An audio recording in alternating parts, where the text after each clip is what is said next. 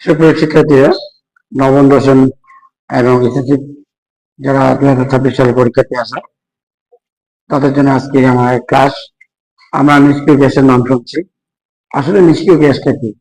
নিষ্ক্রিয় গ্যাসটা হলো যে সমস্ত মৌল পরমাণুর সর্বশেষ কক্ষপথে অষ্টকপূর্ণ থাকে। দেখো নিষ্ক্রিয় গ্যাস কোনগুলাকে আমরা বলি নিষ্ক্রিয় গ্যাস? নিষ্ক্রিয় গ্যাস হলো হিলিয়াম, নিয়ন, আর্গন, ক্রিপ্টন, জ্যানন, রেডন, অর্গানেশন। এই যে সংজ্ঞাতে বলা হচ্ছে কি, যে সমস্ত মৌল পরমাণুর সর্বশেষ কক্ষপথ কয়টা, এটা অষ্টকপূর্ণ। এই যেখানে লক্ষ্য করো, এই 6টা 2টা 8টা, শুধু একমাত্র হিলিয়াম ব্যতিক্রম। আর্গনের কয়টা আছে? লাল শক্তি স্তরে 8টা। এখানে দেখো ক্রিপ্টনের কয়টা আছে? 8টা। জ্যাননের কয়টা আছে? 8টা। এই 6টা 2টা 8টা। রুবিডিনের কয়টা আছে? রেডনের কয়টা আছে?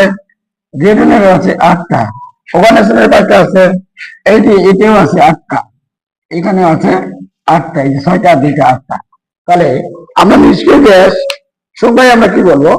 যে সমস্ত মৌল অন্য কোনো মৌলের সাথে বিক্রিয়া করে না এবং অন্য কোনো মৌল এদের সঙ্গে বিক্রিয়া করে না এবং যাদের পরমাণুর সর্বশেষ কক্ষপথে অষ্টকপূর্ণ থাকে, এই যে অষ্টকপূর্ণ আসে, এরাই হলো নিষ্ক্রিয় গ্যাস।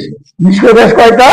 এই যে একটা হিলিয়াম, একটা নিয়ন, একটা আর্গন, একটা ক্রিপ্টন, একটা জ্যানন, একটা রেডন, একটা অর্গানেশন, একটা।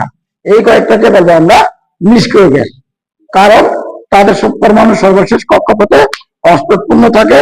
এরা অন্য কোনো মৌলের সাথে বিক্রিয়া করে না এবং অন্য কোনো মৌল এদের সঙ্গে বিক্রিয়া করে না। আশা করি আজকের পর নিষ্ক্রিয় গ্যাস সম্পর্কে ধারণাটা মোটামুটি ক্লিয়ার হয়ে যাবে সকলে। তো সবাই সুস্থ থাকো, সুন্দর থাকো।